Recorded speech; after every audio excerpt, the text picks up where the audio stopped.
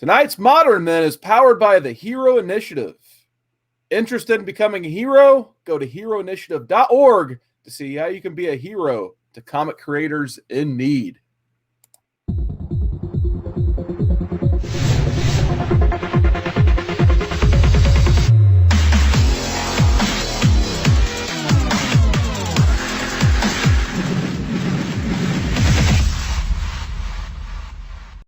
All right, good morning, good evening, good afternoon, whatever it may be for you, because we are not live once again.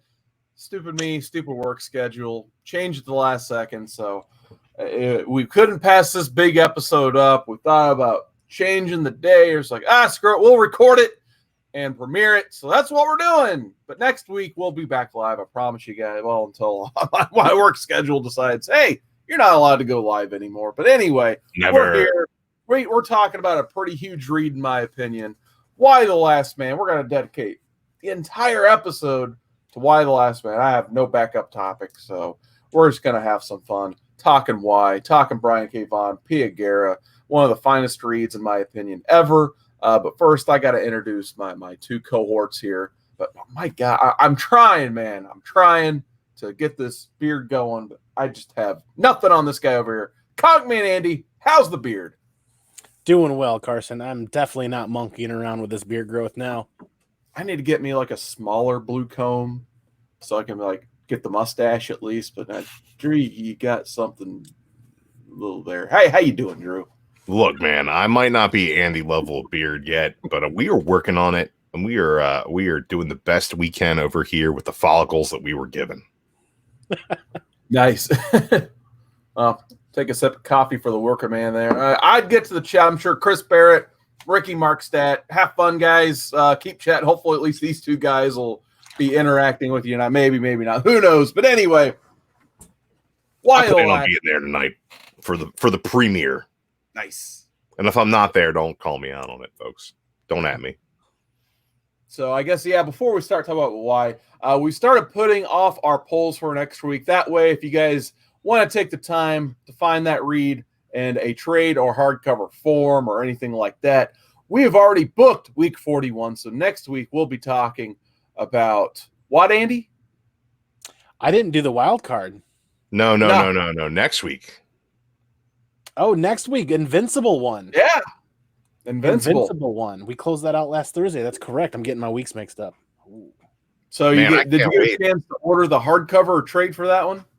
I found the trade paperbacks actually diving in at my LCS. I found some nice. They had them in the discount rack for some reason, of all places. Yeah, it seems like a lot. Maybe they were overstocked. Invincible. Yeah. You know what? I have never read Invincible.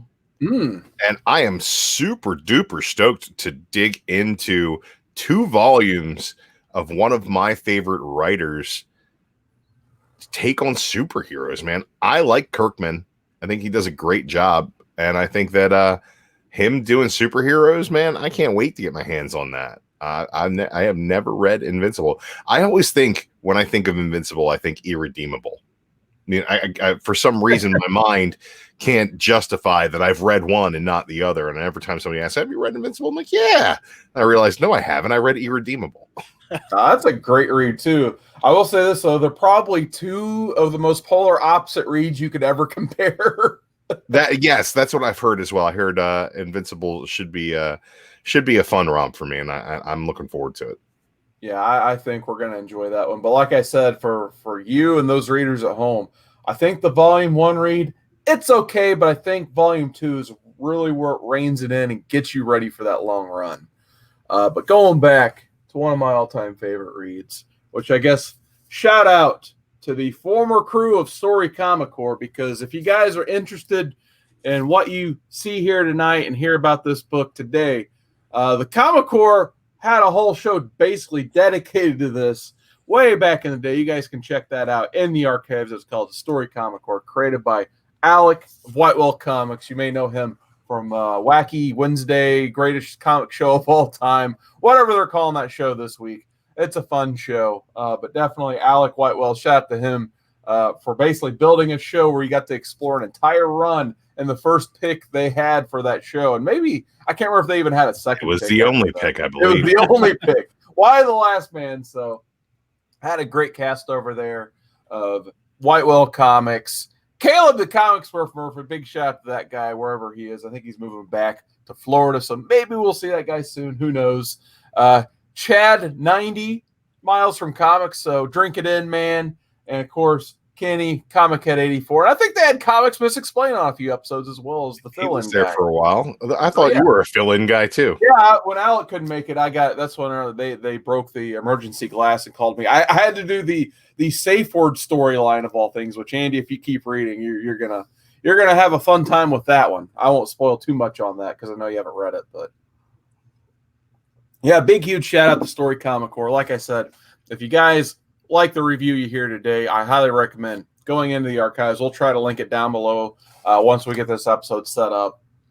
And that way you guys can check out, I think at least 9 or 10 episodes of Story Comic Corps where they break down every single issue of Why the Last Man. But I guess, now's the time. I'm just going to kind of tell the story of, what Why the Last Man basically means to me. It was mid-2000s, probably about 2007, 2008.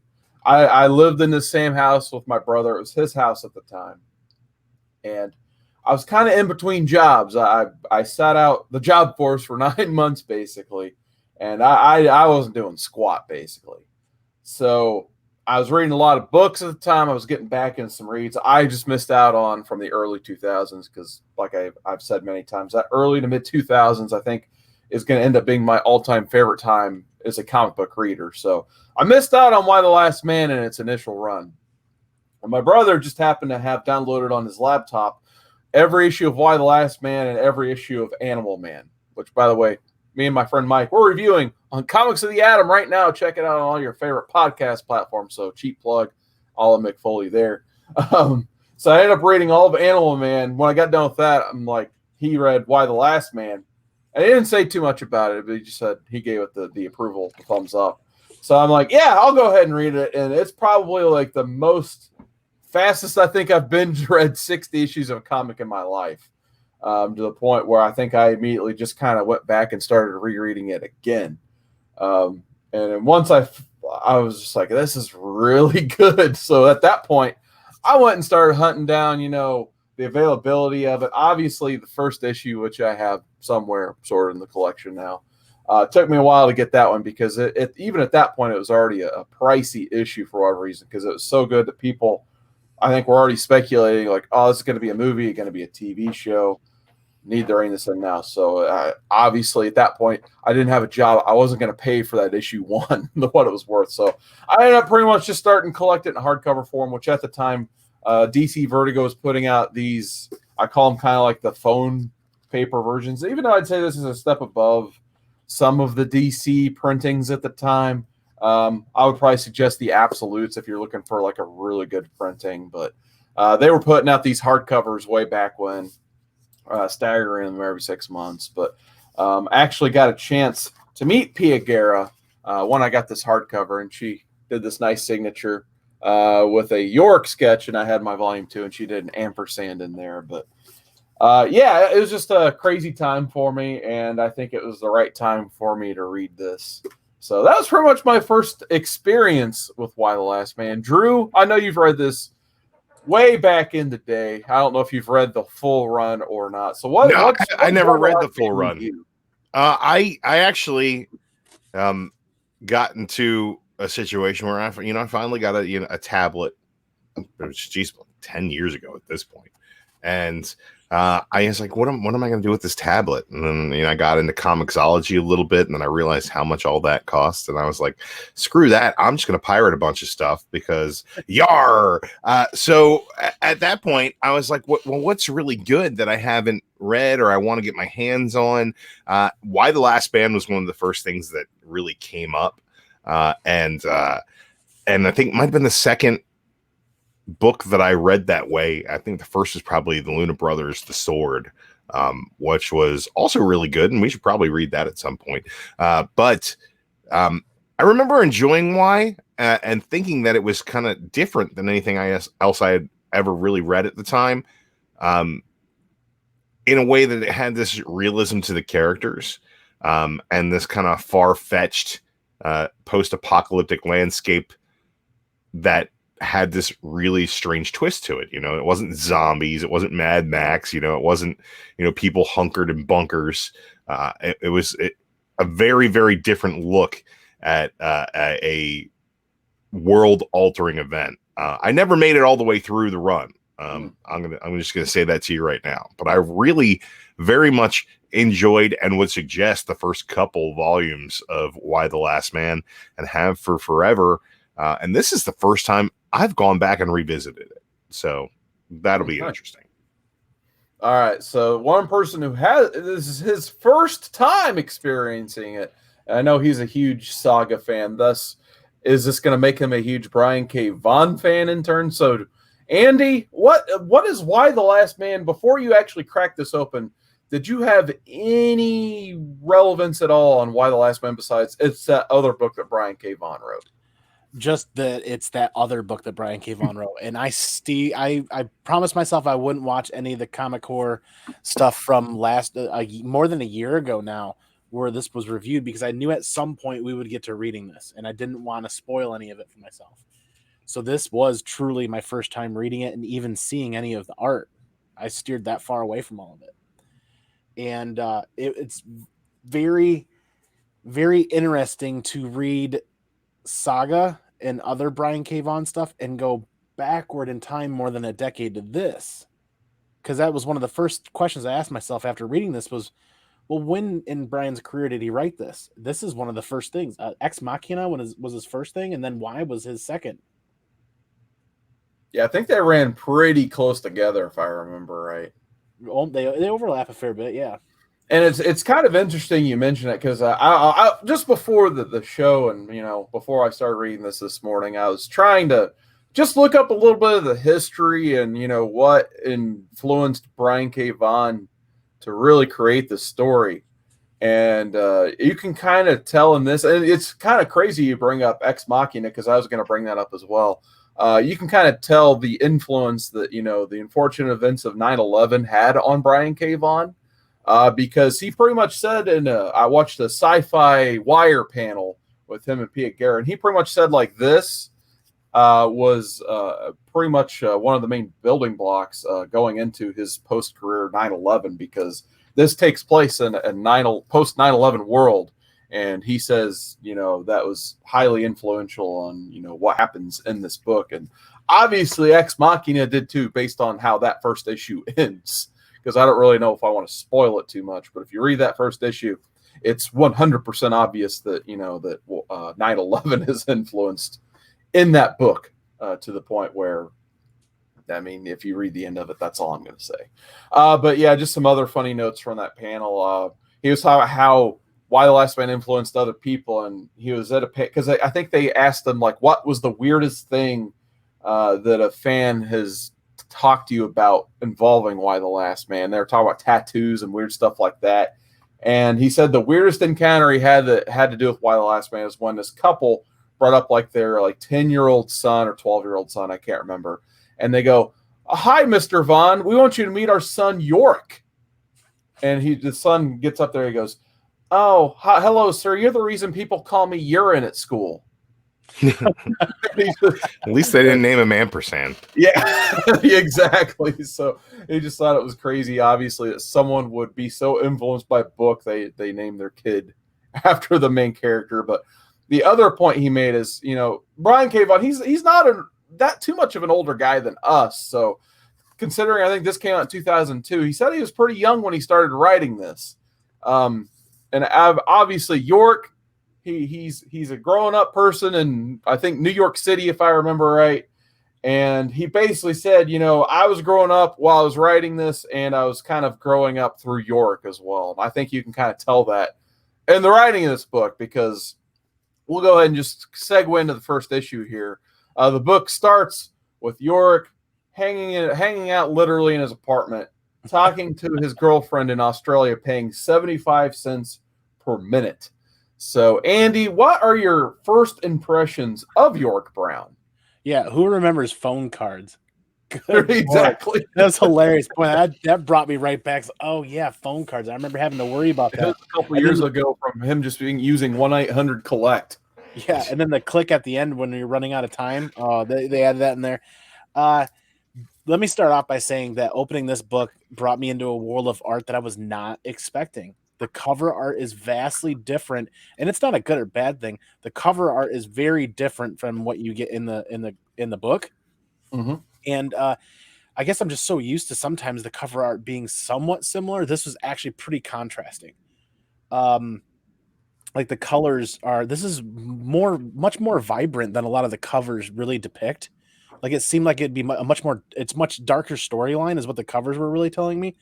But there was a lot of vibrant colors in here and a lot of, I mean, within the first 20 pages, what the hell, 20 pages, what the hell is an ampersand? I know what an ampersand is, and why are you talking to one? Because he's throwing his shit at me. This is just hilarious comedy in this book that I love. And within the first volume, it's very quickly evident to myself that this story is going to reward you with character development more than anything. Absolutely. I mean, it's kind of funny you mention that because I'm a pretty big J.G. Jones fan. He's had some phenomenal cover work in the past. I mean, just look at his work on 52 Weeks for DC Comics, some of my favorite covers of all time. But here, it's almost, like you said, it's such a weird contrast to the actual comic where I feel like they just gave J.G. Jones, like, here's the characters we're using, like, here's some concept art, and here's where the first couple storylines are at. Go.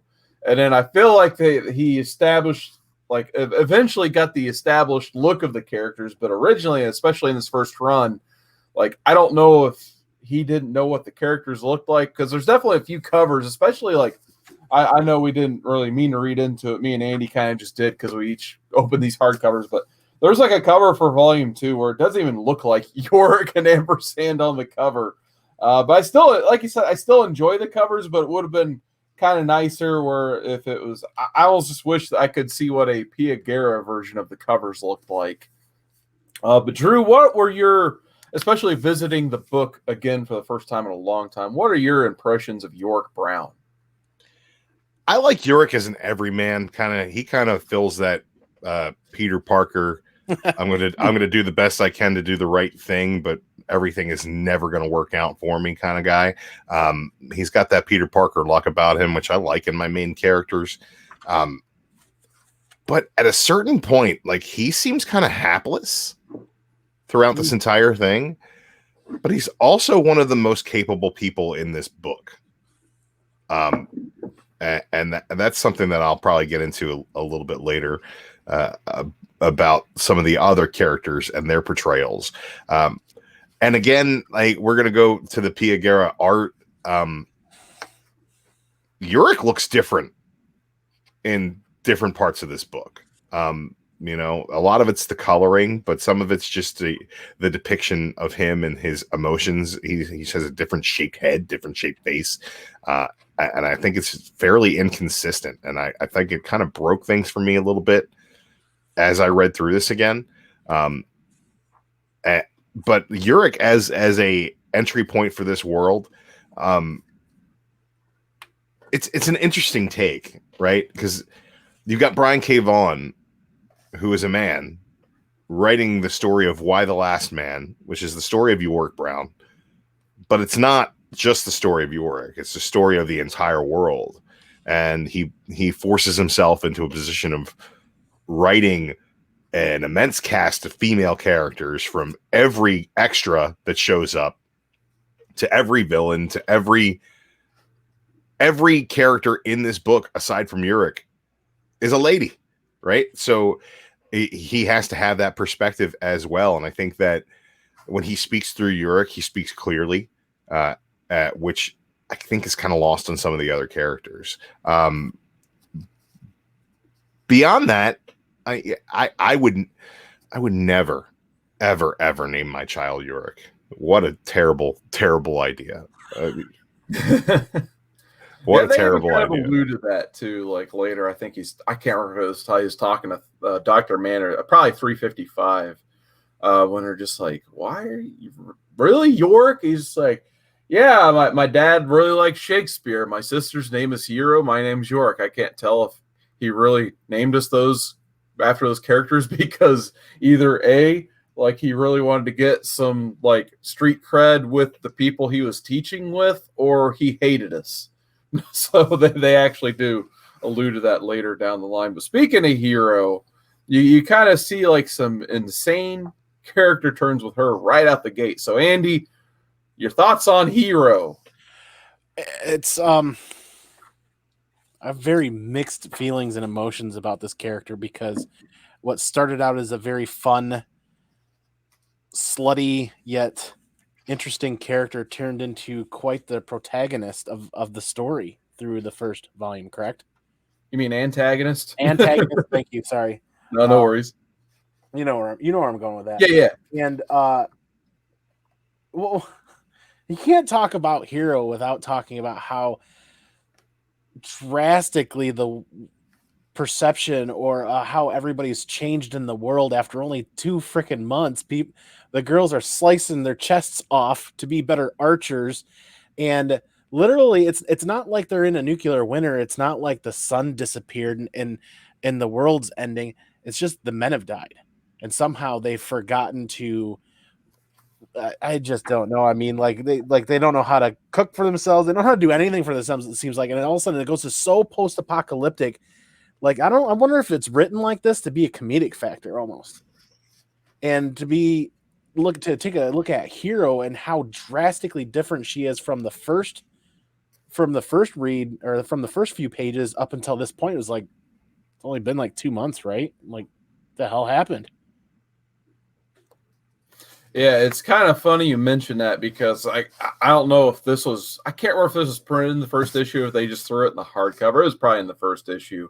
But I guess let's go ahead and read the page here because it does talk about the gender side and what the workforce lost, basically. And I watching that sci-fi interview, Bryan K. Vaughan tried to make a few interesting points about how, unfortunately, some of the problems in the workforce are still relevant in terms of, being an equal opportunity workforce and, hiring equally, basically. So he has this page kind of dedicated to discussing some of the problems because of that and like what would actually happen if, all the Y chromosomes just dropped off the face of the earth. So he writes at the end of the first issue going into issue 2, it says, "Welcome to the unmanned world. In the summer of 2002, a plague of unknown origin destroyed every last sperm, fetus, and fully developed manimal with a Y chromosome, with the apparent exception of one young man and his pet, a capuchin monkey. The gender side instantaneously exterminated 48% of the global population, approximately 2.9 billion men. 495 of the Fortune 500, so all but 5 of the Fortune 500 CEOs are now dead, as are 99% of the world's landowners. In the United States alone, more than 95% of all commercial pilots, truck drivers, and ship captains died, as did 92% of all violent felons. Internationally, 99% of all mechanics, electricians, and construction workers are now deceased. Though 51% of the planet's agricultural labor force is still alive. 14 nations, including Spain and Germany, have women soldiers who have served in ground combat units. None of the United States' nearly 200,000 female troops have ever participated in ground combat. Australia, Norway, and Sweden are the only countries that have women serving aboard submarines. In Israel, all women between the ages of 18 and 26 have performed compulsory military service in Israeli Defense Force at least 1 year and 9 months. Before the plague, at least 3 Palestinian suicide bombers had been women. Worldwide, 85% of all government representatives are now dead, as are 100% of Catholic priests, Muslim imams, and Orthodox Jew rabbis. So basically what he's saying is the workforce is kind of jacked up. If all the men died, we would be completely screwed, basically. Because if you lose all of your mechanics, electricians, and construction workers, you're going to be working without power for a while, obviously. So I saw that was kind of like a cool ending to issue 1. I mean, obviously he was trying to make a statement there, and he confirmed it in that panel I watched this morning, where he's just like, yeah, it unfortunately it's still relevant today, especially like I think with the mechanics and the politicians, it's still a very big problem in our workforce. So it's interesting though, because it has a comedic effect, because there's so few normal women in this book. It seems like middle of the road. They're either way over here or way over here. And I don't know about everybody else in their daily lives, but everybody I run into is pretty normal. This really showcases, I feel like, two very far ends of the spectrum with a lot of the characters. And one of the most normal ones that we run into at the beginning is the garbage truck driver, where she's just like, I'm just trying to make a living. And then she runs into him and then actually grabs him square in the crotch. She's like, you're real. Oh my God. And then she's like, get inside the truck. He's like, what are you going to do? Rape me? Yeah, I thought like the one, I don't know if it meant to have as much comedic effect as it did. And it's just probably the most insane part for me. I know we're kind of jumping ahead of our character analysis a little bit, but there was a part where he's hanging out in the White House. He meets his mom for the first time since all this went down. And there's like this ruckus outside. And they're just like, oh, I must have got tracked here by that garbage truck driver. Like, what's going on outside?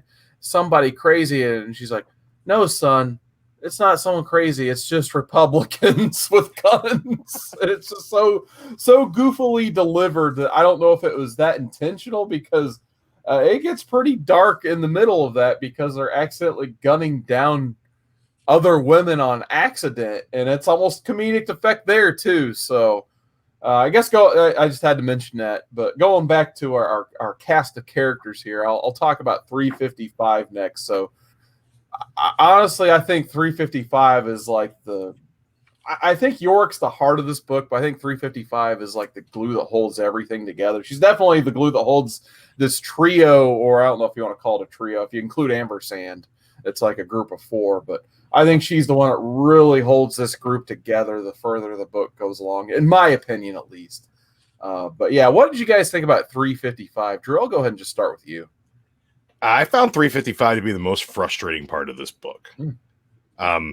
The world is coming to an end, and she needs everybody's help to make sure that things go the way she wants.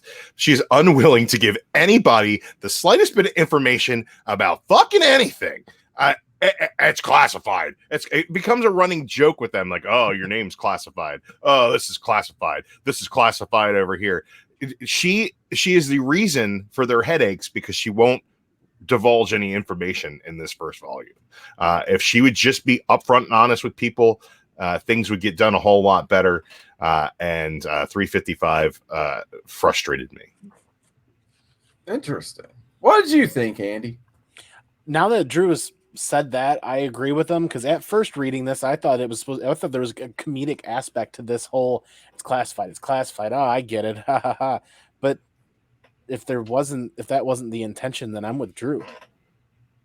Yeah, I think that I'm gonna full disclosure, I have not read all 60 issues of this series. I've read I'd say maybe 15, 16 tops. But for them to throw a potentially magic amulet into this story at the beginning, I think kind of cheapens everything that they're trying to do with the political statements that BKV is trying to make. And I don't think he makes them even that adeptly, but I think that, this sacred artifact that she found in some other country is as important to the story. I think that to me just screams red herring, and it doesn't really add up to anything that happens in the first volume of this book. To be honest, I just kind of thought that it was shoehorned in there, and when she first shows up, and was it maybe page 4, 5 of this book, when she's trying to save somebody who's got an amulet, and some freaking ninja terrorists come in. It just doesn't make any sense. It doesn't belong, in my opinion. And maybe that changes 30 issues into this book. But as far as my take on it, 355 is she just tell us what is going on. Just for crap's sake, don't save it for a story reveal. Let's talk to these characters. You're on a journey across the country in a a train filled with pigs, and you've got nothing but time to talk this out. Like, why are we not exploring what the hell kind of secrets you're keeping and why we can't know? That to me, I found frustrating. And when she fell off the train and hit her head, I was like, oh, good, she's dead. And then she wasn't. I think it would have been a much better story had she died and Mann was forced to hunt down Urich without her. I think it would have made it a much more enjoyable process for me as well.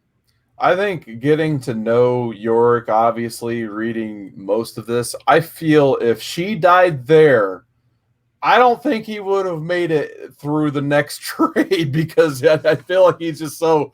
I think that's part of the charm of Yorick Browne. He's just kind of incompetent. He definitely doesn't deserve to be the last man alive, and he knows that too. But unfortunately, it's what he's been charged with. And, I mean, me and Andy can talk about the second trade if we want to, but he barely even makes it through that whole experience getting off of that train. So, but yeah, I was kind of going to get into once again, going back to issue 1, where you're kind of seeing like all these almost MacGuffin type things happening, where it's just like, what really caused the death of Mann? And, one of those things you just mentioned is this magical amulet that 355 is taking to the Palestinian borders or whatever. It's like there's like a number of things introduced that you kind of ask yourself, like, did this cause the end, or did this cause whatever? Did any of this cause anything? And another one of those things that happens is there's a birth of a clone child by our next character we're going to talk about, Dr. Mann. So, Andy, do you have any thoughts so far on Dr. Mann? I don't, and it's almost like the Doctor kind of gets lost in the storyline a little bit with some statements being made and with some other activities that are going on. I would have liked to have seen a little bit more. In fact, I'm struggling to even find where we first meet her with the laboratory. And it's a little further in, isn't it? Yeah, it's a little bit further in. So basically, I feel like the introduction of Victoria overshadows that quite a bit. I don't disagree with that. I feel like out of the main cast that's introduced initially, she's like the last one that's kind of built up because you have to see York get to the White House first. You have to see 355 get their new president there with his mother, so the president and her mother, or his mother, can start running the government. And then basically they get set on a path to go see Dr. Mann because she's like the foremost expert that they have left on cloning. So really, I think in the first volume, you really only get to see Dr. Mann give birth to her clone, and then that clone, of course, dies because it's male. They go visit Dr. Mann, and immediately, like, they have to go look for Ampersand because of Ampersand hijinks. And then by the time they get back, her lab is burned down, and she's basically like, yeah, my backup work is in California. And yeah, that's pretty much all you really don't get to initially know her until that volume 2. So you get almost a half of an issue of introduction for Victoria versus 3-4 pages for Dr. Mann. It's so it is a little bit difficult to talk about Dr. Mann right off the bat because she's a part of our initial team, but she's kind of like the one that they spend a little bit more time later than earlier talking about. So Drew, do you have any opinion at all on Dr. Mann so far? I think initially she was a character that I did not care for either. Initially, she's basically like, no, I don't need no man to make me a baby. I'll make my own damn baby. And she's like, oh, your husband. And she's like, that's my assistant. And then like, it's like, oh, your name's Mann. Is that Chinese, Japanese? It's like, I made it up because I hate my father. Like she, I later on, I remember enjoying her more. But on this first read back through, I don't think that the character depictions initially do any of these characters any favors. I think it's a lot like the Walking Dead TV show. It's like, well, I hate all of these people, but I guess I hate them for different reasons. Yeah, all my backup research is in California. That's the dumbest thing I've ever heard. Now, Like, you keep your backup. You have a lab in Boston, but all of your backup research is in California. I'm sorry, but that makes no damn sense. It was 2002 internet. If that thing goes down, you're 10 times screwed. That's true. It was slow to begin with. I don't know. That to me, it didn't jive. Now I remember why I wasn't digging the character introductions at the beginning is because they're placed in between this phone call with York and his sister, really. York and his girlfriend. This is his girlfriend, maybe. Which, maybe. That's how she was getting ready to tell him that she's cheating on him was really what happened. That's what happened, because I don't remember reading that far. But I can tell you right now, that's exactly what I was going to say. Because all these women are terrible people. But see, like, where all I'm of them. Here? I would have really, honestly, I don't think that we can do this story and a deep dive into it and an analysis of it justice for a number of reasons. But I think number one being that this was written, 2002? Yes. Okay. 2002. This was written by Bryan K. Vaughan, and what I perceive, and I haven't spoke to him about this or read anything about it, but I perceive it as a political statement on feminism, intersectional feminism in a big way. And he writes a lot of really strong female characters in this. But I'd be interested in hearing from someone with a background in women's studies what they think of this book. Because I think that there's a lot of things in here that really support feminism, but there's a lot of things that really tear it down from every angle. And I don't know if that is Bryan K. Vaughan's lack of dexterity in his writing, being a younger individual, if it's his lack of life experience being a younger individual when he was writing this, or if it may be just a general lack of understanding from him. Because I know that when I read Saga and I read those female characters, they're fully realized female characters that have genuine emotions, genuine thought processes, and at the same time make decisions that make sense.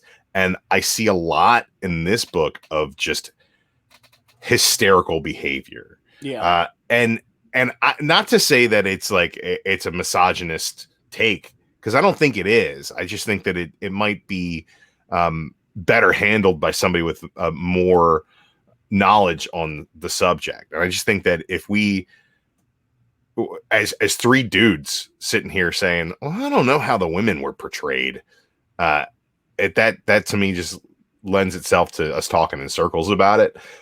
But I'd be interested in getting a take from maybe a women's studies professor of what they thought of Y the Last Man. Is this I wouldn't say a slur basically against women, but is it a depiction that is more accurate, less accurate, or offensive in any way at this point? I'd just be curious to see what the conversation would be. Dude, like, I don't like any of these chicks. Like, not until volume 2 is there a chick worth talking to in any way, shape, or form. Like, his girlfriend's like, yeah, I'm gonna fuck off to Australia and probably do a whole bunch of other dudes along the way. And his mother's like, basically, I'm worried about you because you're worthless. And his sister is a whore who, as soon as the world goes to shit, cuts her tit off so she can start slaughtering all kinds of other people for all kinds of other reasons. And Dr. Mann's a man hater. 355 just a terrible, terrible individual who won't share any information with anybody because she thinks she's more important. And then you get the soldier lady who's over in wherever, and all she wants to do is kill people. Like, that's all she wants to do is kill people. And it's just like, there's so many. And I know that when you're in like a post-apocalyptic, maybe his thing is like, oh, how does the world fall apart? What does humanity do? What kind of terrible things are we driven to do?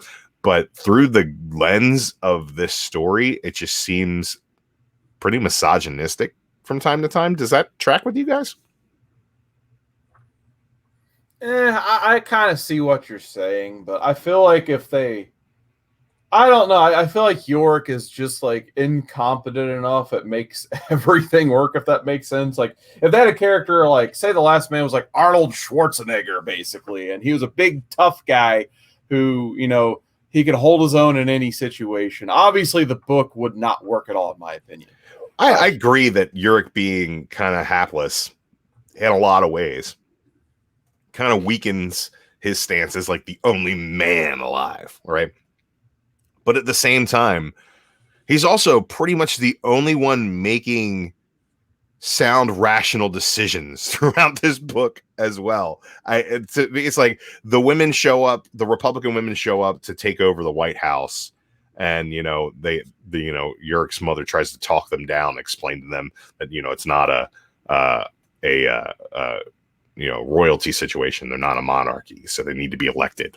But like, it's just you're confronted by hysterical women after hysterical woman after hysterical woman throughout this entire first arc, in my opinion. And it's like what do they call the one boobed gang? The Amazons. The Amazons. It's like there's like no sort of rational behavior happening there. There's no middle ground. So yeah, there is none. There's like really no rational behavior until you get to is that even in volume 1 when you get to the town? Oh, that's volume 2. That's volume 2. Yeah. So until you get to that point, there is like volume 1 of this book has no rational women in it at all. Not one. Mm-hmm. I gotta completely disagree with both of those points, in my opinion. Y is one of the most irrational characters, in my opinion. I mean, if you just track what he does in the first couple volumes, like he gets captured by a garbage truck driver. He almost burns down the White House. In the second one, and then the Amazon part, he exposes himself to the Amazons to the point where he gets a bloody nose, and then he makes it so he gets tracked by the Amazons into that next town in volume 2. In volume 2, what does he do once he finds out the big plot twist with those characters in the city? He immediately exposes them and almost turns an entire city against them, to the point where, like, once 355 kind of gets her right sound in mind, she's just like, York, you can't keep doing this crap. You're going to get us all killed, especially you being the last man. If you get killed, the entire world's done. We have no chance of repopulating the world if you keep throwing yourself in this. Like, pretty much the most rational thing, in my opinion, that he does is he luckily gets out of the Amazon jam with the people and the bikes. He basically accidentally gets these bikes. He's like, see, 355, I told you I had a plan. And it's like, I don't even believe that was his plan. But he gets the bikes, and he uses those bikes as trade bait to get on that train to go across the country. That's like the main rational decision, in my opinion, that he gets a chance to make. Whereas 355, sure, everything's confidential, but at least, like, she's trying to get organization and government back together. She's identified in those 2 months, like, who the rightful heir to the presidency is. She gets a chance to go find that person, even though that person is pretty much in hiding because that person doesn't even want to be president. They kind of know they're supposed to be, even though when you meet this new person, she's like, I don't know what you're talking about. She knows what 355 is talking about. She just doesn't want to assume power. But 355 is like, look, you have to. This is the way things are. If we want to keep any semblance of our old government, you're going to come with me. And as you can see, when 355 gets there, they needed that because the two houses are trying to kill each other. It was absolutely ridiculous. I agree with that. But luckily, 355 was there to get him out of that jam, basically. So I don't think she gets him out of that jam. I think Yurik gets him out of that jam. And you say, oh, what does he do? He almost burns down the White House. No, he escapes. And he got the trash truck lady.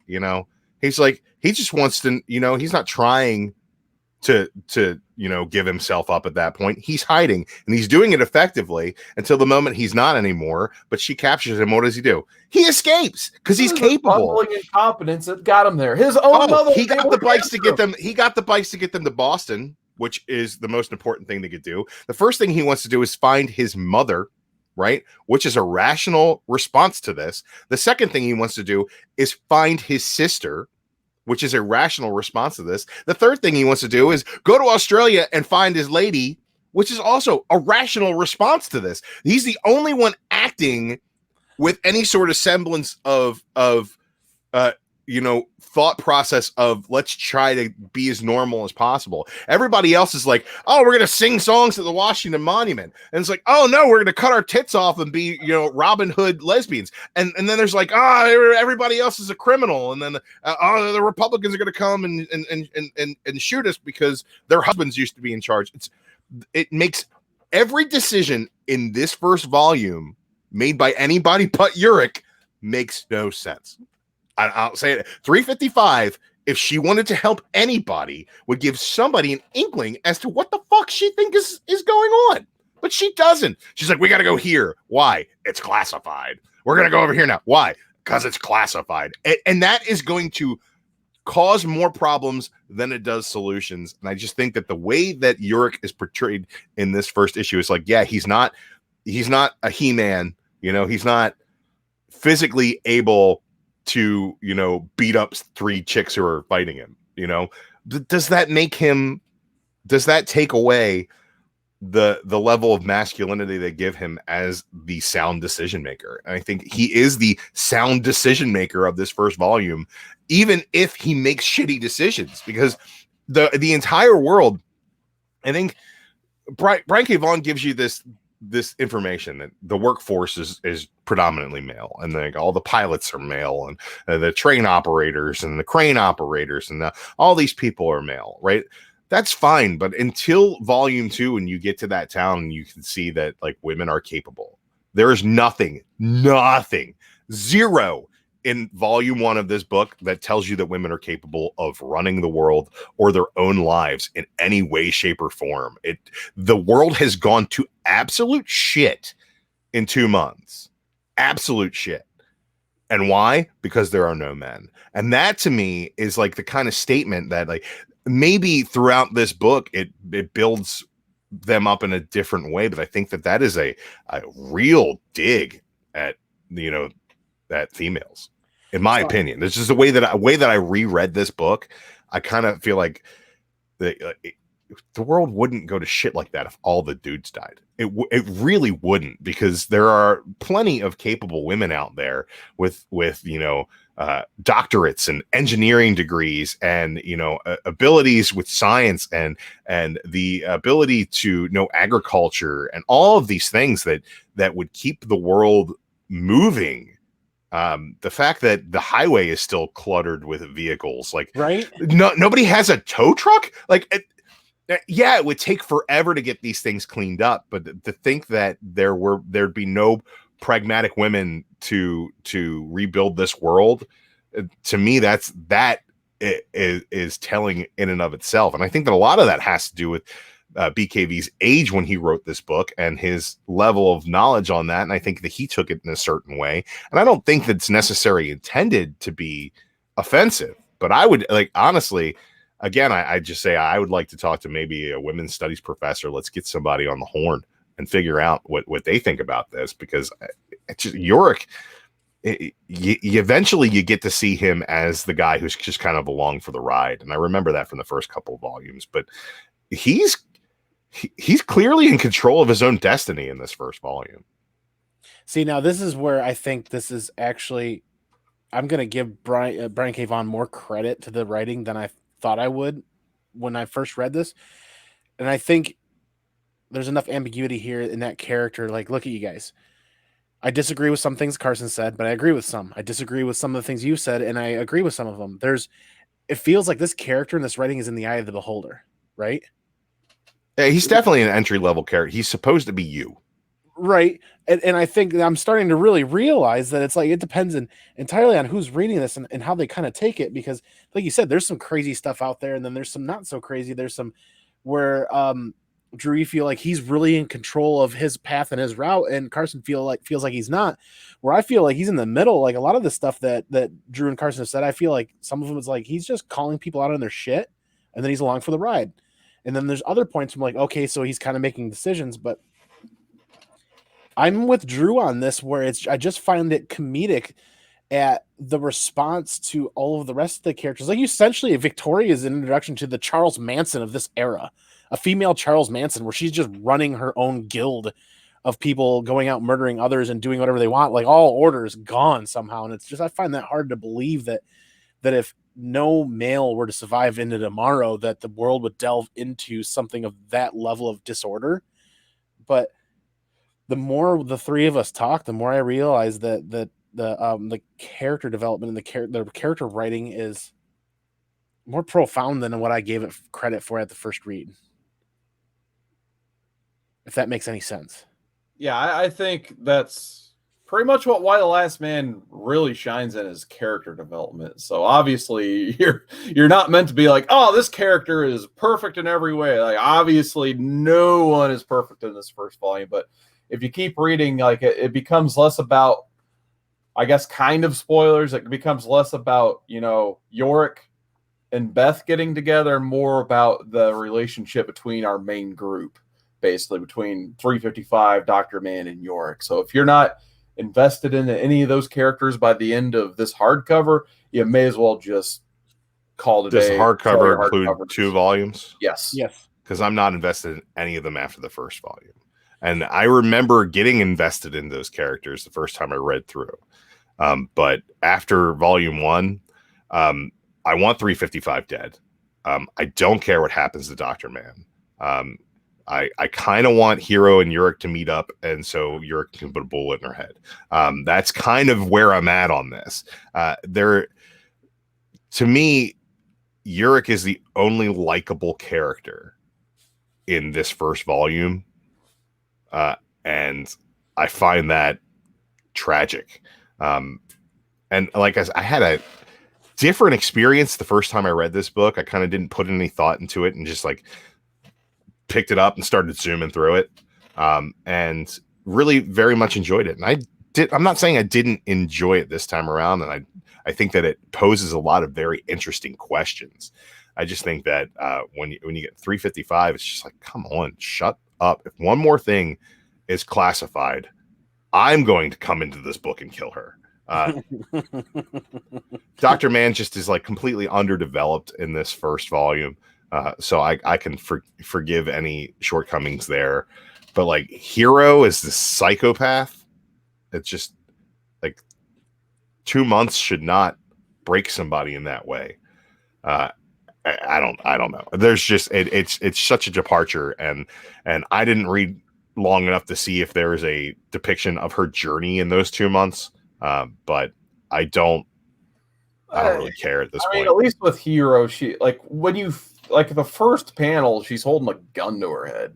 Right. Really, once the event happened that killed off all the men, she was pretty much mentally screwed right then and there. So, I think 2 months just seeded that, and it bloomed into basically her being able to be brainwashed by this insane cult. And obviously, part of the story is, her, being able to cope with some of the decisions she makes early on here. What was your question, Andy? See, well, that's where I get a little bit get confused, because at that first panel, you say that's Hero, a law enforcement officer. She points the gun to their head, and this is where the first book makes it really hard to fall in love with any of the characters or really retain much of the character introductions, because a phone call is taking place between Yorick and his girlfriend Beth, and I already got Beth and Hero mixed up. And in that first panel, when you see Hero wearing a police uniform, holding the gun up to her head, then later on during the phone call, when you get into page 30, whether that's issue 2 or whatever, she's wearing an EMS uniform and boinking the fire department guy in the back of an ambulance. So I don't know which character is which. Yeah, they get a little weird with that. It kind of reveals, I think you find out in either volume 3 or 4, who actually did kill themselves. It is pretty much it is a character that purposely looks like his sister. And they kind of allude to that. I think it's during the safe word storyline around issue. Do you think it's purposely? I think so, yeah, because I think he's just because he talks about, eventually he gets a chance to talk about him actually leaving his apartment and the fact that it took so long for him to have the courage to actually leave his apartment. Because the first time he tried, he sees this awful, horrific scene of a lady dead with an unborn baby, basically. And then I think he goes and hides. And then when he leaves I can't remember if it's the same time or the second time, because like I said, it's been a minute since I've read, probably Story Comic Corps when I read that. He does mention the fact that he sees someone who resembles his sister quite a bit that killed himself. So he does find the person. That's why you actually see that blam when he's in his apartment. There's actually a scene that took place close to the apartment with someone who looked like his sister that killed himself in that almost the exact same fashion. So I don't know if that's supposed to represent the decision his sister could have made, or if it's supposed to convince him that his sister is probably dead, which is why he didn't go immediately look for her first. So I'm assuming they would have been pretty close if they were. I don't know. That's a good question. I don't know if she was originally in New York City with Yorick, or if she was in a different. They never really make it abundantly. She's in Boston. Okay, yeah, because they say that she lives in Boston. That's where she was living and working. But I think that the Pia Guerra art is not bad in any way, shape, or form. Right. But I think a lot of her faces look the same. Unless it's a single panel with multiple faces in it, there's not a whole lot of differentiation between these characters. And if you're seeing a close-up of somebody's eyes, or you're seeing, you're not getting the fact that they're different characters. I think that a lot of that is muddied and confused through the art. And I mean, I read it digitally, so maybe a lot of it has to do with the coloring, the digital coloring or the printing. But it's hard to tell who some of these people were. It's like, is this the new president? Is this his mother? This is the Republican lady talking. They all kind of look the damn same.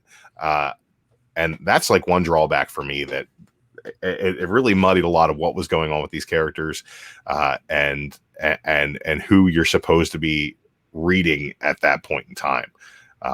Just another detraction on my second time through that I found to be a little bit annoying.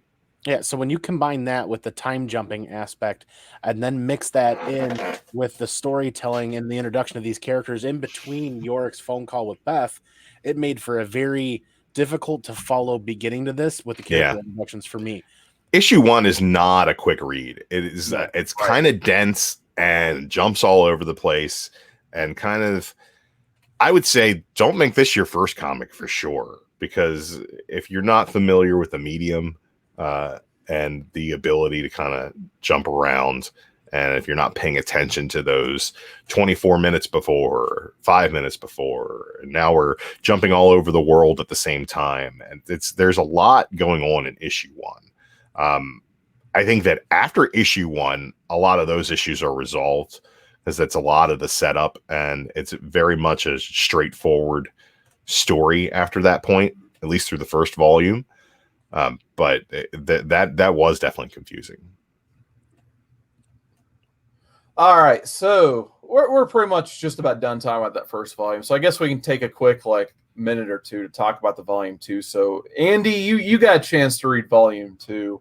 What did you think about them getting on this train with pigs, and then basically some train pirates get on there and they have a scuffle with them? Like I said, Yorick, he's an idiot. He just jumps right in action, gets himself thrown off the train, and they get a chance to visit this city basically because 355 is injured in the conflict. So they kind of have to take refuge anyway. And they find this nice organized town that has electric power. There's this nice new girl there that Yorick gets a chance to know. So, Andy, what did you think about the Volume 2 storyline compared to the first one? I mean, what a goofball to get booted off the train like that and to just jump right into it. And then Dr. Mann, the other part that infuriates me about Dr. Mann is no guns, no guns, no guns. Well, if everything's so crazy right now, you'd think that somebody 2 months into a post-apocalyptic world, as crazy as things are, might loosen up their stance a little bit on firearms or weapons, just a touch, when there is literally nothing else to protect them, when there's no law enforcement structure involved. So it's infuriating that she's really sticking to her guns on that point, because she just keeps going with it. And volume 2 introduced probably the second or one of the more believable characters in the book, which I can't remember her name and I'm not coming to it, but that's the girl that he meets in the dress and then goes and chops firewood and hangs out with her and ends up being a convict. Yeah, the first cute, nice girl in this book. Yes. And this Volume 1 seemed really long, and if this is Volume 2, that seemed really fast. Yeah. It really did. Oh, that's why I was talking to you. It's the town is called Marysville, by the way. And yeah, I was just like reading this morning. I was like, yeah, I want to keep reading because I knew this next storyline was a lot of fun, and I breezed right through it as well. Because I feel like it's a little bit more focused. Obviously, they're not trying to build a world and characters at this point. It's just having the characters you've already kind of known and adding this, nice little story to it, just so you can kind of get, the first little bit of experience of our trio trying to survive in this new world that's been built. But I actually kind of like Dr. Mann quite a bit in the second volume because I kind of get initially why she doesn't want to use guns. Basically, like half the world's population just dropped off the face of the earth. And she's a doctor who's trying to create life, basically. She kind of proved that previously in her, cloning examples and, wanting to bring more life to the world in one way, shape, or form. So she's more interested in trying to resolve conflict. And I think later she kind of realizes she was wrong in that instance where, 355 is trying to protect the group. And she stepped in the middle of her trying to resolve that conflict. And what happened? 355 got injured. York did something really stupid. And that was the result of her saying, oh, no guns. And I think later you get to see kind of that opportunity where, 355 is coming to, and she actually apologizes for stepping in on that conflict and messing everything up. But yeah, I really enjoyed their time in Marysville and it just shows, they can meet interesting characters along the way. And then my favorite part, like I said, I don't know if this had to be comedic timing on their part, or basically you get that reveal that these characters are, convicts. This one admits to being, a drug dealer and a drug addict. And it's like her last words on page 197 of the hardcover, he goes, so please have to promise to keep this a secret, okay? And then page 198, the top of it, they're criminals. They're all criminals. It's like he's like telling everybody, and the only people it's a room full of the criminals. Like 355 and Ampersand are there. 355 still on the bed, not healed yet, and he's having this outburst where if there was a conflict, he would be severely outnumbered. So once again, he's doing something completely irrational, in my opinion. And of course, an atom bomb gets dropped on that, where Hero shows up with a bow and arrow. But I mean, this volume delivers probably my favorite panel of the entire read. And I'm not gonna just as few spoilers as possible for anybody who hasn't read this, but this is by far my favorite panel of the entire read. Was that right there? Right. That made it. That made it worth. Like one character you don't want to see survive, in my opinion. So, and Sonya was the name of the other character they build up for you in that second volume, which Sonya, pretty awesome. As fast as she came, she went just as quick. Spoilers. She's dead. She doesn't last long. Unfortunately, it would have been nice to see her, maybe survive, and then they revisit her later. But yeah, unfortunately, she was not long for the world of Y the Last Man. But yeah, like I said, if you halfway enjoy the first volume, it sounds like read that second volume and decide then and there if you're going to keep reading. We went to our our board we have, and there were some people that read this, and it wasn't for everybody. In this book, it's not for everybody. I've heard mixed reviews. Like Drew's offered his criticisms down there, and I think people have even more severe views of this book where they just don't like it. And at the end of the day, not everything's for everybody. So I can't remember what user that was on that board, but I'm just like, I'm not offended. Not offended at all. Might have been Scott. Yeah, Scott Evans. I believe Yeah. He said he did not like this book. He flat out didn't like it. That's cool. Look, Scott Evans might not be a fan of Y the Last Man. I'm a fan of Scott Evans because Scott Evans will read everything we read, love it or hate it, and have an accurate and a valid opinion about the book. And that's what we are here for. Guys, if you don't like the book that we're reading, tell us about it, man. We want to know. We want to know what you think about. Hit up that comment section, hit us in the live chat or the premiere chat, and let us know. What did you think about Y the Last Man? That's what we're here for. This is a modern book show, but this is our book club, man. This is what we live for each week is reading these books and talking about them for you guys. And sometimes I think that when I read a book that I've got a negative opinion of or absolutely hate, it's more fun to read a new book that I don't like and then come on and talk to these guys about it than it is to read something that I love and have read over and over and over again and talk about. It's just a different conversation to have. And Scott Evans, we appreciate you and all the love you've been giving us and your participation on all of our platforms, man. Absolutely. I was kind of thinking about, I think it was Biggie Shack in the original Story Comic Corps run. Mm-hmm. And a lot of people are trying to read along with him, but I think it was, for some reason, Biggie Shack sticks out because I think he just did not like York Browne. At the end of the day, if you don't like York Browne, get off the train like he did in Volume 2, basically. Yeah. At that point, like either, I mean, if you don't like him, but boy, you're not going to like the rest of the book. Because, I mean, literally, he's on the cover. It's his title. So at the end of the day, if you don't like it, that's cool. But I guess if we liked it or not, it is time for our final review on this book. So, Andy, overall, what do you give this book? Oh, man. I'm going to give this a solid 9.0. And I'm going to go on a quick hot take here and say that if you've never read Brian K. Vaughan, make this your first Brian K. Vaughan read. Don't read all of his newest stuff and then go back to this. This, to me, feels like a newish writer, a younger, newish writer, figuring out the different facets of a well laid out story. And it feels like he's really focusing on character development here and learning how to do some other things and making some not so great choices. But if you've never read Brian K. Vaughan, make this your first Brian K. Vaughan read and move on from there. And I'm going to stick with a solid 9.0 on this. The art was decent. The story was okay. The character development so far has been really good. And I definitely have all the rest of the hardcovers to read, so I'm sticking with it. Yeah, it's funny you mention that because I'll make this my last note on that panel I watched earlier on the Sci-Fi Wire. He pretty much said exactly what you just said. He was a young writer. He was trying some, stuff out with these characters. It was about the character development, obviously. And one of my favorite parts that he mentions is he had to do like a lot of like actual research on, the world, basically. So he could kind of integrate that into this read. So when he finished Why the Last Man, he's just like, that was a lot of fun. I read more books, than I ever thought I would in my lifetime just to create Why. For my next big project, I'm just going to make it in space so I can do whatever I want and make it, as sci-fi as possible. And therefore you get the origins of Saga based on his learning experiences by making Why the Last Man. So if it wasn't for this, obviously, you wouldn't get Saga as streamlined, as smooth as that book. But Drew, before I keep going, I want to get to your score. 7.8. 7.8 on this book.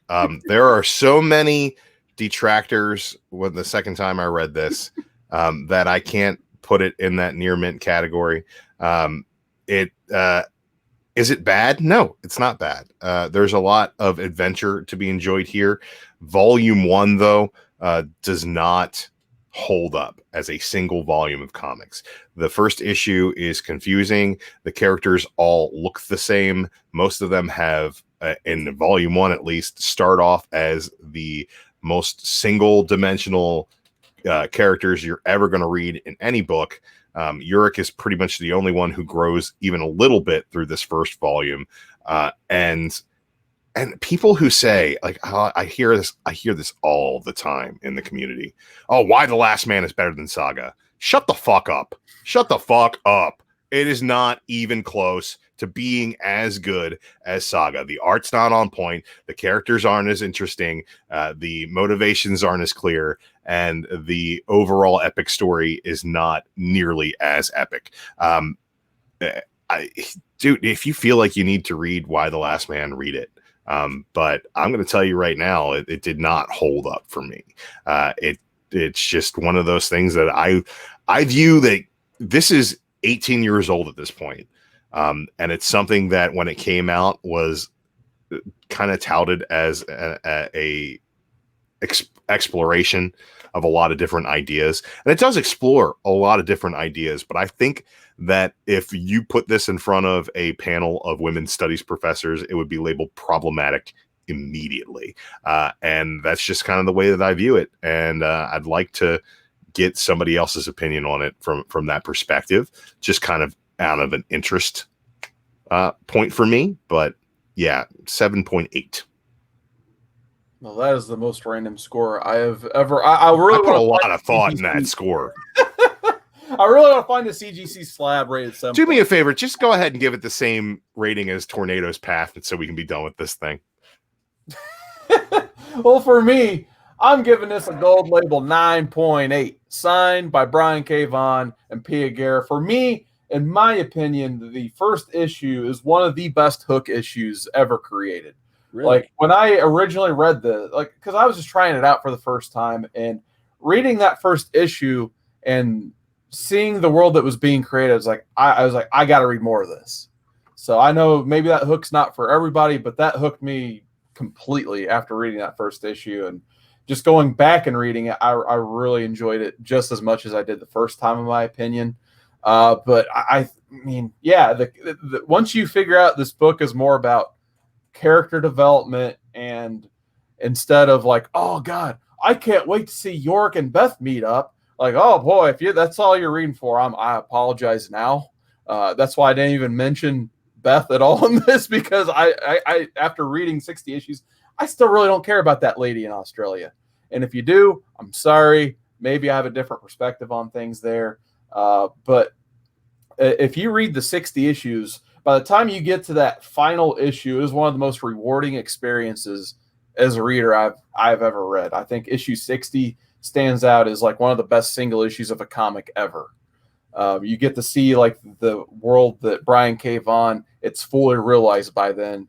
I don't want to spoil too much about it, but it just gives me chills thinking about that issue 60. I could read that issue again and again, but to really appreciate that, I don't want to say like, oh, go read issue 60. It's a phenomenal issue.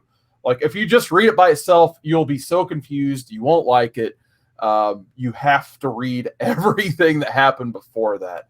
And there's even in issue 59, like it almost lives up to that last issue of Saga that came out, to where it just like Browne K. Vaughan, I think that's where he was just like, not possible. I could really get to people's heartstrings. I don't think if it wasn't for Y59, you wouldn't have got that crazy last issue of Saga. I think that's what he used as his building block to do something like he did in Saga. If you I think Carson's grade is jaded by the fact that he finished the entire series. Maybe. I mean, that very much could be. So, Andy, you're kind of like our lab rat at this point. Like, Drew has his opinion.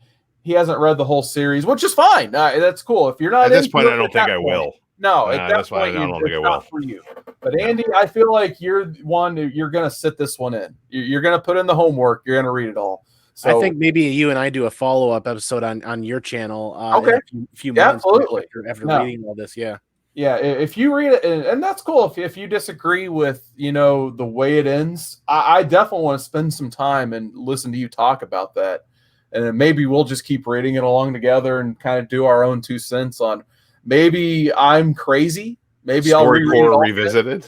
Yeah, story. Well, we're not going to do a breakdown. We'll just do the end. We'll read the next 4 hardcovers, and it's like, we read all this, and here's what we think. So maybe I'll join you guys, and I'll just run down the list of better things that I read while you were reading this again. StreamYard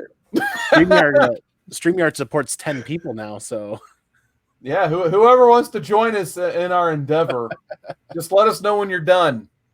But yeah, I'm definitely up for that lab experiment, basically. So Andy, I think you're going to keep reading. Yes. You have all the hardcovers, so I think you feel like you have to. Well, I mean, come on. How do you pass up 5 in good shape hardcovers of Y the Last Man for $50? Right. I mean, you don't pass that up at all. You find that, and even if you don't want to keep it, you pass along that deal to somebody else in the community. But still, at the end of the day, like I said, 9.0, this does not hold a candle to Saga. In my opinion. Not close. You know what's funny for me, though? I had an easier time getting into this book. It took me 2 or 3 rereads to finally get into Saga. But once I did, I was hooked big time. Like once I got that second hardcover, I was like, this is awesome. I finally see why people are talking about this as well as it should be talked about. Whereas those first couple volumes, I almost like had your guys' take for why I was instantly hooked. I binge read it faster than I've ever binge read anything. But with Saga, like I had to sit down and reread that whole first volume again before I could read everything else after it. Like I just did not care at first. I think it's just such a deep world introduced in that. And we've talked about this previously on this show. Obviously, we read like 2 or 3 volumes of it. I can't even remember at this point. I think we read Sagas Volume 1 and 2. I wouldn't mind revisiting 3 on the show actually, but let's do it. It took me several rereads of the first volume to get into that. Whereas why it's just kind of weird. I guess it shows how different readers we are. But anyway, obviously this is, like I said, this is my favorite read post 2000. Doesn't have to be your guys' favorite read post 2000. So obviously, now I'm nervous about when we get to Crisis. I don't know if I can. I'll let you guys have your opinions. But when it comes to Crisis, yeah, I've never read it. Yeah. I've never read it. I'm telling you now, Drew, you're not gonna like it. You don't know that. I might love it. I'm gonna tell you now. It's George Perez. You already have a sour taste in your mouth. Who? Speaking of George Perez, I want to take this time to hype up our next big episode read. So I don't know. We almost kind of call these our pay-per-views, if you will, because we're building them up. And luckily, you guys don't have to pay for this anyway. But speaking of George Perez, you can pay if you like. Yeah, we'll give you our PayPal information. You can send us some money. Absolutely. We're not opposed. That works. But our next big read we have planned is week 45. So every 5 episodes, we're going to try to do something a little bigger, kind of just make it a one main topic episode. And that's going to be week 45, August 17th. We're going to talk about the Infinity Gauntlet. So that gives you Jim Starlin writing it, George Perez on the art. I can't wait to visit that one. We're sending some feelers out to see if some more people want to join us for that. And I think we actually have 2 people lined up for that episode already, but I can't wait to visit this one. So Andy, do you have anything at all to add to the Infinity Gauntlet? Is it going to be your first time reading this? It's going to be my first time reading it. It's another one of those arcs or reads that, like, obviously I'm drawn to it, but I put it off because of the other 30 things I have going on. Or like, it's one of those things where you see it on the shelf and you're like, oh, number 2. Well, I didn't read number 1, so I'll wait, and then you forget about it. Then you discover it again. It's like, now's not quite the right time. Or when you find a good deal on something at an LCS or online on eBay, there's a issue missing, or there's something to dissuade you from buying all of them or reading it all in one shot. Well, this is it. This is the time.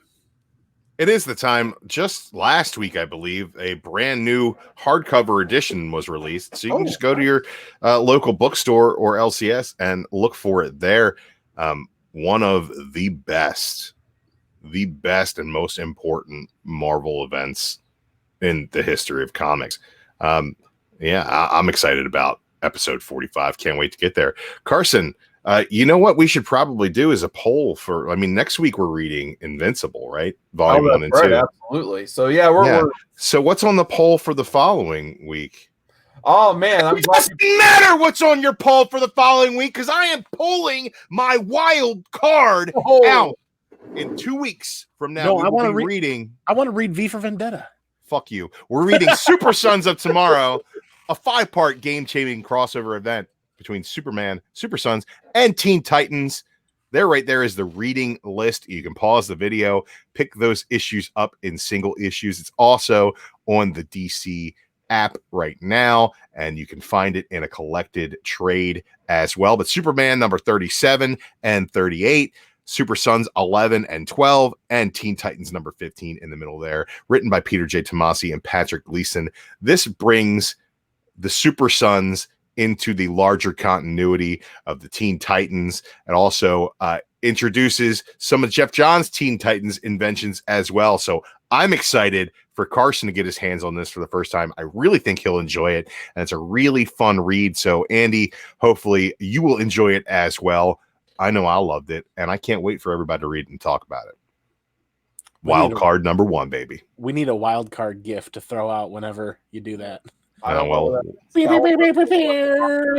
on the floor. It'll probably be there for the next 5 years until I move this shelf now because it went under it. So I tried to do my the wild card gift, but yeah, I have 4 more cards to throw at the camera. So yeah, that'll be fun. But yeah, anyway, we've rambled on long enough about, other fun things. So Andy, where can people find you?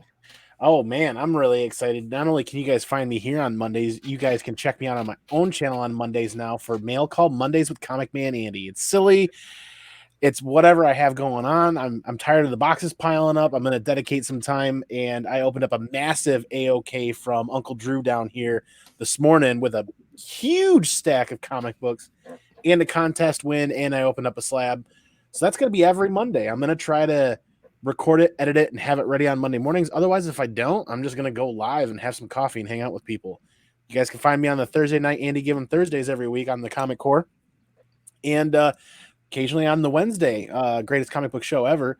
You guys can find me on the Pinkies Out podcast on all your favorite podcasting platforms because we are going camping soon, and we're going to do a massive vertical of a huge 20% beer from a local brewery here, and it's going to be shenanigans. All right, Drew, where can people find you? You guys can find me on the Comic Core. I'll be here on Friday talking about whatever we're talking about. We'll be posting some comic book previews for the 22nd. Will be coming out sometime this week, as well as some reviews as well. We're going to get that out to you guys on my own channel. There's absolutely nothing going on. But this Wednesday, I'll be on John's Comics with Kids channel for him and Alex Book Club. We're going to be discussing Deceased Dead Planet, which actually came out last week, but a lot of people couldn't get their hands on it. So we're going to be doing a Deceased panel with myself and Perry Comics talking about who liked the original Deceased run and what we thought about Dead Planet. So a little bit of revisitation of the Deceased continuity. I've been loving Tom Taylor, what he's doing with that. So stop by and hear me say some good things about Tom. Can't wait to hear you talk about the wonderful art in Deceased. That'll be fun. Dead Planet was good.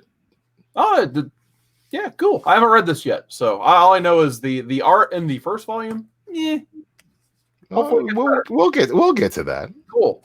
Well, and do yourself a favor and read that Deceased Dead Planet. Come join us.